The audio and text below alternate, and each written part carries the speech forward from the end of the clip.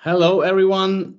Warm welcome from Zurich and welcome to this webinar of the Kickbox Foundation. I'm super excited to have lots of people in this call. Thanks to everyone for joining. My name is Dave. I'm the CEO and co-founder of Ready, and I work with the Kickbox method since 2015.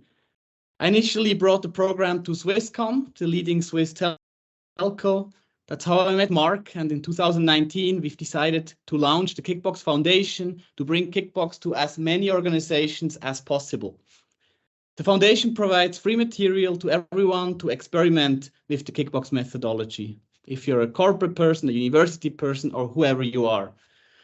In 2021, I did a spin-out of Swisscom as a venture capital-backed startup Ready, and today we are supporting over 40 global organizations to launch and scale Kickbox programs around the world.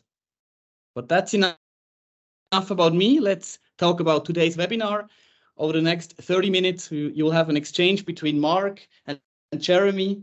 Mark initially developed Kickbox at Adobe and open sourced it with great success.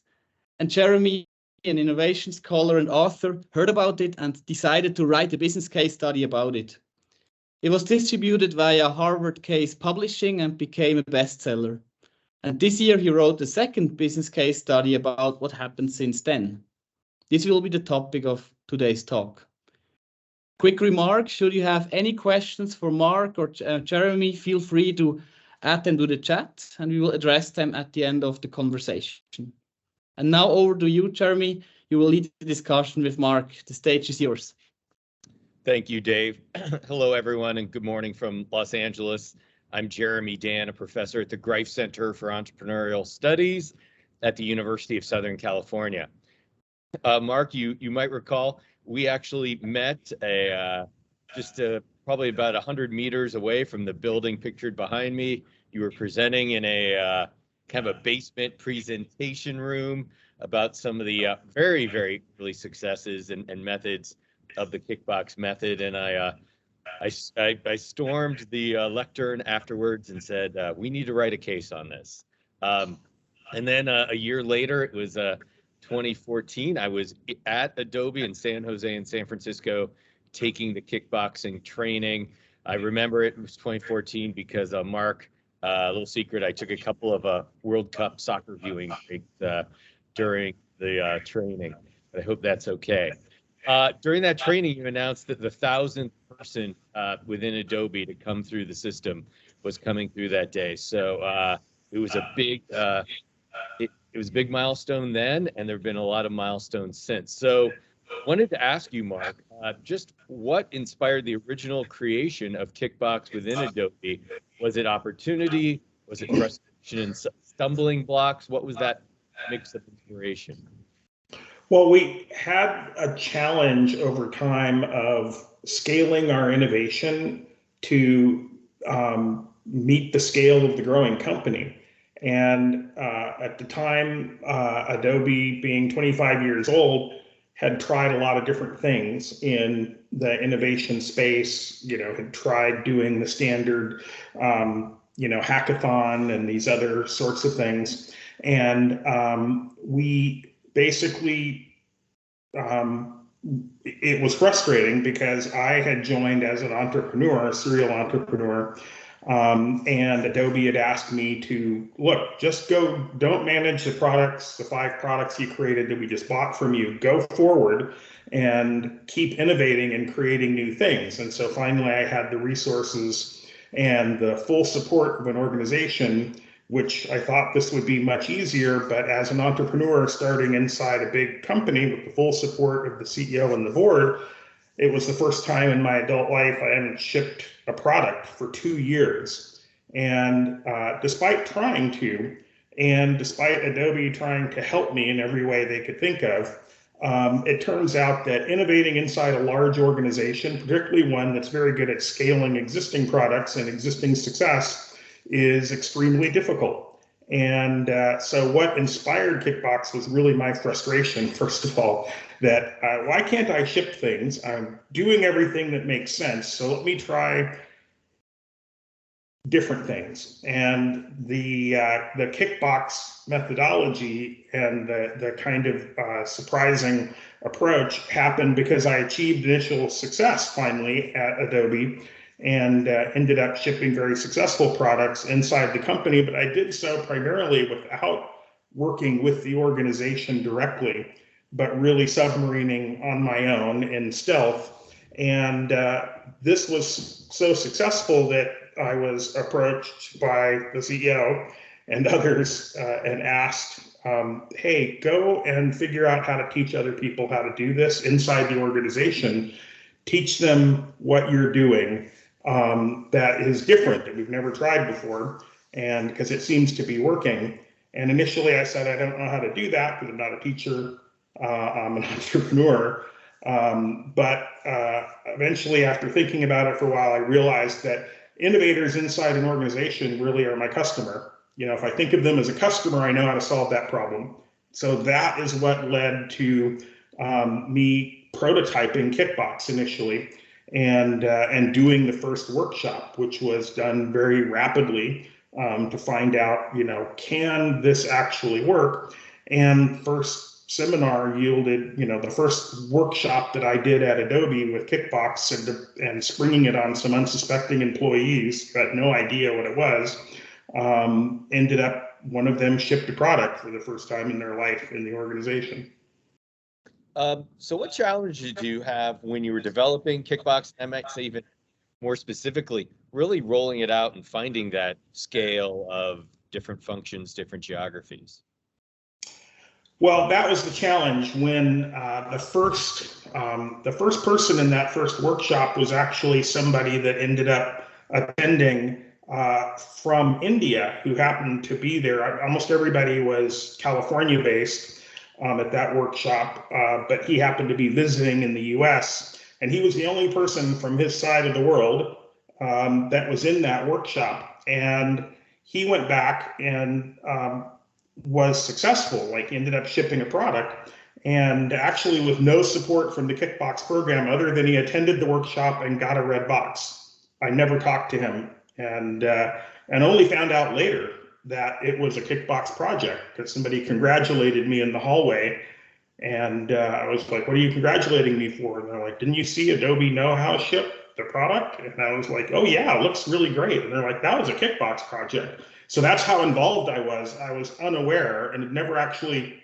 spoken individually with this person that was in the room at the first workshop, and ended up calling him and introducing myself. And he said, you know, it'd be great if we could train other people here in India because I'm entirely on my own. Nobody else was at the workshop. My entire, you know, my whole management chain all the way up to the head of the business unit had never heard of Kickbox, and I'm doing it on my own, basically, in the organization here. And so now we had to scale globally, and that ended up initially with me doing a lot of traveling. That, you know, was challenging because I'm also trying to innovate my own products at the same time, because Kickbox was always a minor part of what I was doing at Adobe, and it was, or you know, I wanted it to be, and it kept growing. And so we started trying to do things with video and online things, but you know, it was pretty challenging at that time to do that. And this is shortly after we had open sourced Kickbox in 2015, trying to figure out a way to get it to scale. Okay, so you had innovation from an unexpected place with one of those first attendees. I know one thing you really thought was an important part of this was innovation of employees in different parts of the organization, different functions, different levels. Can you talk about how the method you had contributed to that? Well, initially, because I was experimenting, trying to figure out why is it so hard in an organization that is trying to help people that want to innovate inside the org. I was trying to understand it, and the first workshop was kind of an experiment. And so the best kind of experiment is unbounded, get the most data that you can. And I intentionally set it up so that there was no restriction on who could attend. It was anybody who had an interest in innovation. And the one thing is, sadly, they didn't know that that there was such a thing as Kickbox. They were just signing up for an innovation workshop. And then they walked in and I kind of sprung it on them because I wanted it to be a cold introduction instead of people self-selecting or self-selecting out of a group that would do something that seemed like such a big commitment. So the room was just 60 people. And I apologized to everybody and said, you can just leave the box and, at the end of the workshop, and no harm, no foul, because this was all a surprise. And only one person left the box. Like I was hoping half might keep the box, maybe would be awesome. And the fact that just, 59 out of 60 kept the box and then one went forward to innovate something showed me that this was working. And so we kept that idea that anybody could attend, an administrative assistant. We had cool ideas come up from people in legal, people in one business unit contributing ideas to a completely other business unit that they had no involvement in. And so it turns out that it's really looking for the intersection of the right person, the right problem, and the right customer problem, and the right situation overall. And one of the things I realized at Adobe was that across our 25, now 30,000 people worldwide, every month there's a different set of 10 people that are in the right place, see the problem, and can act. But next month or the month after, it'll be another set of 10 people. And that's why we need to spread innovation everywhere, because like a fire drill, we don't want to wait for the innovation spark to happen to train people what to do. And so the first box was really the idea. Initially, I didn't expect anybody would innovate. I wanted them to try a cool idea, learn the process, learn what to do. And then when an idea did happen, they would get another box. And that has ended up happening with people who failed out their first idea. This is typical. Failed out their first idea for $1,000. It was inexpensive, doesn't take a lot of time, but now they're fully trained in the real world. They go forward, and then a year later, 2 years later, we get a call like, hey, I see a problem and I see a way to solve it. Can I get another box? We just give them another box and away they go because they're already trained. Got it. Were there any unexpected benefits or outcomes when Adobe was widely adopted? Oh, excuse me, Kickbox was widely adopted at Adobe? Yeah. A couple of things started happening that I didn't expect because Kickbox came out of sort of this submarine, project that it didn't come through the normal training organization, normal HR organization that do really great training programs. But this was just me and some other innovators inside the company getting together and creating something at the request of senior management. And we ended up hearing from HR that it was the most successful because HR asked us to do these surveys and things. They started following up with people like it was a typical workshop or training that they do. And those are quite good and highly evolved. And yet this is the highest rated training program by far in the history of the company in terms of employee satisfaction, but also later we started hearing, I didn't know they tracked this, but retention of employees. And even employees that heard that Adobe was doing Kickbox, potential recruits, it was actually one of the things that showed up on surveys. What made you interested in working at Adobe? So it was a recruiting aid, a retention aid, and just really high engagement from employees who got lit up. And so whether they actually did an innovation project or not, it was something that really excited them. And I think one of the things that I was happiest to hear is, outside analysts, including your case study, Jeremy, and Gartner and other people that were looking at Kickbox after it had become a phenomenon, were saying that it's kind of a culture change program disguised as an innovation program. It does both. And because you have to change the culture ultimately in order to innovate inside a large enterprise. Excellent.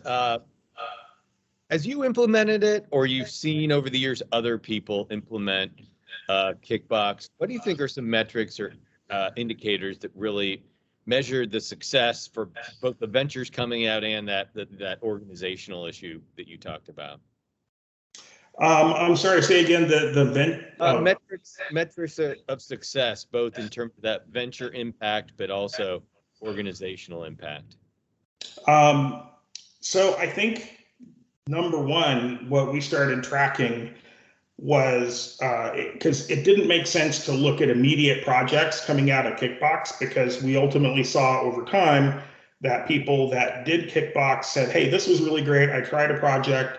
I learned how to have an idea, express that idea, put it in front of a customer, and I learned how to take no for an answer from a customer, which is actually a really valuable thing, because sometimes you show something to a customer and the answer is no. And one of the costly things inside of a company, particularly a company like Adobe in the tech space, innovating rapidly, is we ended up with projects that were false positives. Like customers said they love it because just doing that one-on-one demo and everything. And so Kickbox, because of its sort of pure evolution of the fact that we weren't highly supporting these things, we started learning to not track the immediate innovations, but we tracked just the number of people that came to the workshop, engaged in a project, and failed it. So basically, I would just track like this. We gave them a prepaid credit card with $1,000 on it, and that money would return if they didn't use all of it. And interestingly, a lot of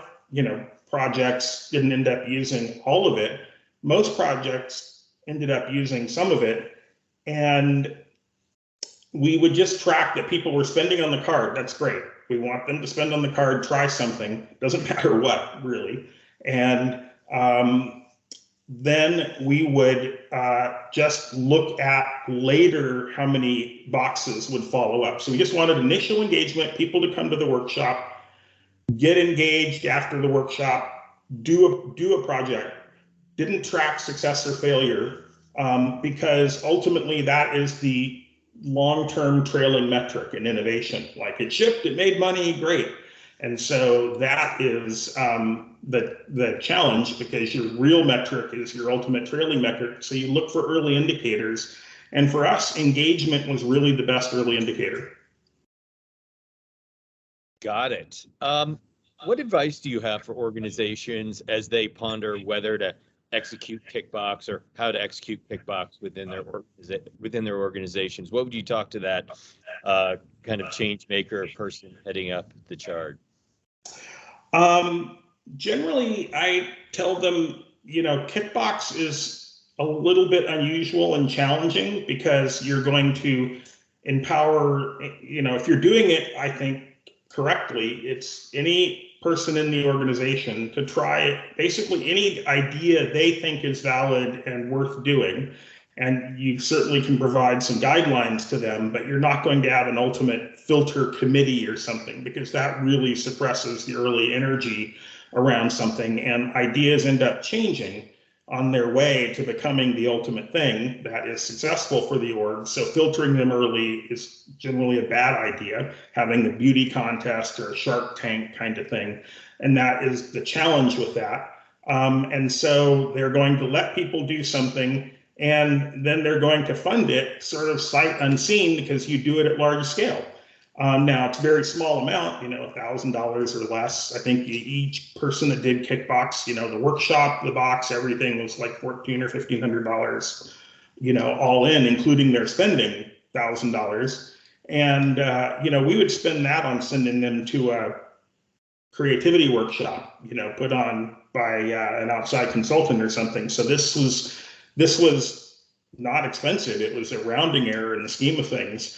And yet it generated these results, but that feels really uncomfortable for some organizations. So I kind of, have to reinforce to people that we've done this, and now other orgs have done this. It's not just high-tech companies, heavy equipment manufacturing, finance, pharmaceuticals, aerospace, are all using Kickbox, even government, United Nations using it, and that just try embracing it as an experimental program and see if it works in your org. And generally, I try to tell, because a lot of people come to me and say, like, we love Kickbox, we want to do exactly what you did. We just can't let anyone in the org do it. It has to be our product people.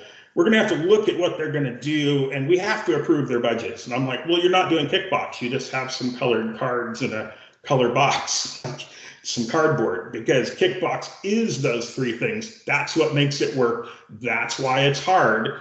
And so a lot of times, frankly, Jeremy, I tell people, look, until you've tried innovation in all the ways that make sense to you, that you would think are normal and the way that would work, and failed and realize, wow, this is a wicked problem. It doesn't work like you think it would work. We're gonna have to try something unusual. Then you're ready for Kickbox, because you're ready to embrace doing something that's maybe a little more organizationally challenging, but works. And it's the least, Kickbox is the least weird thing that actually works.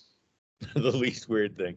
Mark, Kickbox is actually, usually a kit and a box. There's a physicality to it. So there are the physical aspects, and then there's the programmatic aspects. A lot of my students really comment on that pre-charged card that allowed them to have that $1,000. They say how unusual that is and a signal of trust. What do you find people zeroing in on as either a physical aspect or a programmatic aspect that really set it apart at the time and as you were working with it? Well, I think it's those three things. It's supplying, letting anybody in the org, supplying the $1,000 sort of, doesn't depend, it doesn't matter what their idea is. We're willing to trust them for $1,000 to go and try something, just to learn the process, because it doesn't really matter what they try.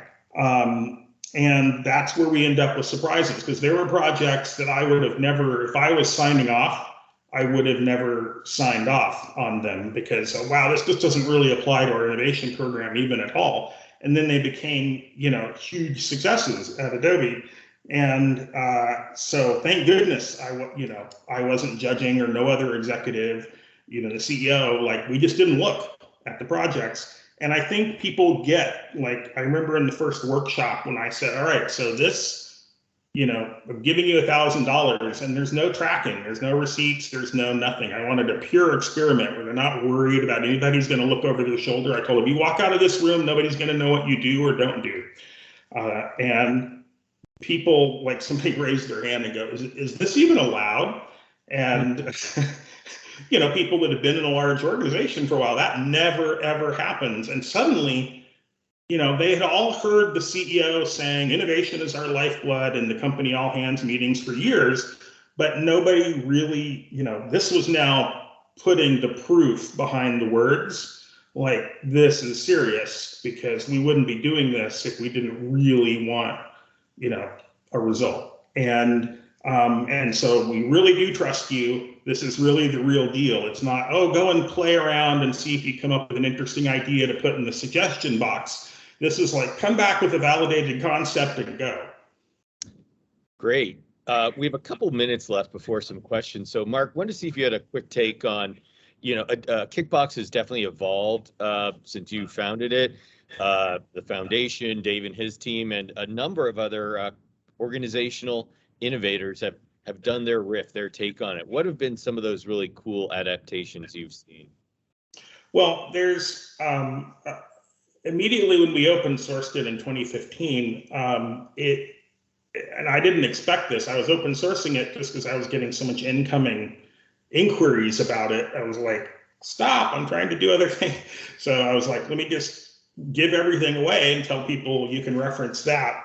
But people started contributing back, initially localization in languages, and then, but other interesting ideas, like the people at Swisscom, where Dave was, were doing interesting stuff. People at Cisco, people at MasterCard, people at Airbus. I'm seeing these interesting contributions coming back where they've adapted the program and done different forms of the box, while keeping the same principles, adapting it to their org, which is exactly what I said to do in the documentation. Was, look, adapt this to your organizational culture, and but just keep the basic principles that make it work. And then I explained what those were. And I think the bottom line is, like, people started innovating and doing great stuff, all the way to the extent of like Swisscom started creating an online platform that has eventually become the Ready platform. now and spun out because it really works. And that was something that we were working on at Adobe, but never brought to fruition because now it exists, which is great. Because, and that was, again, a huge benefit of open sourcing this. So many creative ideas. I think another creative idea was, instead of just giving people the money, like sometimes giving them money on a credit card, the idea is they would go and buy some design time from a freelance designer, but some people don't know how to do that. And it was a barrier for some innovators. And other organizations came up with the idea of doing a token system. Poker chip that hey, each one of these is an hour of design time with a pre-approved list of freelance designers, saves a bunch of time, makes it easier.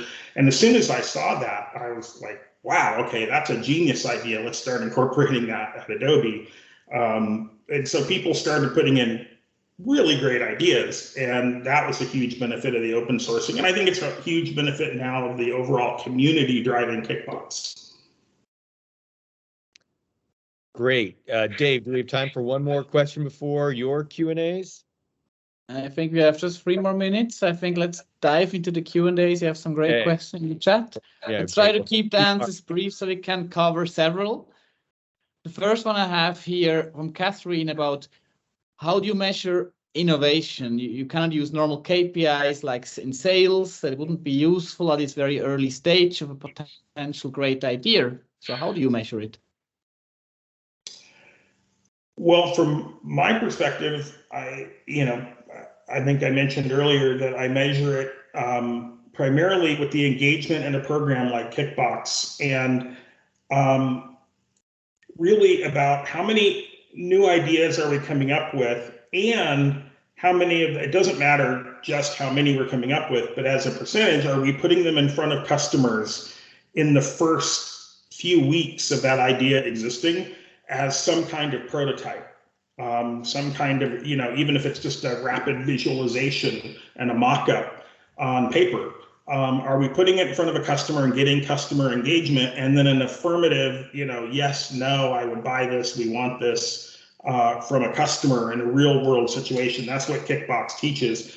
And to me, that's the #1 early metric. Not how many are successful, but just how many are we putting in front of them? Because what you're creating is a cycle in the organization where people get better at it the more they do it.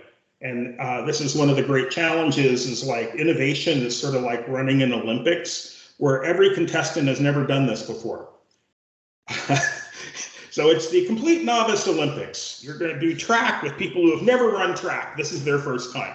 And that's innovation. And so giving them those repetitions, those shots on goal, that increment is, to me, the ultimate measure. And there's another question. What do you think was the key magic ingredient that made Kickbox so successful at Adobe compared to more traditional training programs? I think it's those 3 key things. Engage anybody in the organization that has a sincere interest. Fund them before you see the idea with a small amount, small controlled and measured amount, and let them pursue explain what the organization needs. And hopefully you have smart people in your organization if you're hiring right. And I've actually had people say, I'm not sure we have enough smart, the right people in our organization. We just explained this to them. And I'm like, well, then you have much deeper problems than not having Kickbox. But if you explain it to your people, some of them are going to understand the problem space and be able to select what they should pursue. Because it turns out people don't want to pursue things that that have no chance of succeeding. So it's really those things that are the keys, I think. And Dave, if I could layer on one part of that answer, it relates a little bit to what he said, but as an advisor and then person who's written about innovation in dozens of organizations, I think this aspect of the decentralized funding for the second level of as implemented at Adobe, there was no even next venture board round, or you have to get approval from your own boss. If you found someone in the building with budget that could gain something from the progress that you would make as an internal entrepreneur, they could fund it even if it's not a part of your direct reporting. So that, to my mind, really influenced things as well. Great point, Jeremy. That actually answered another question in the chat we had twice. What happens when a Kickbox gets idea is validated? How can you continue? It's about getting the funding for the next phase. So it's a process.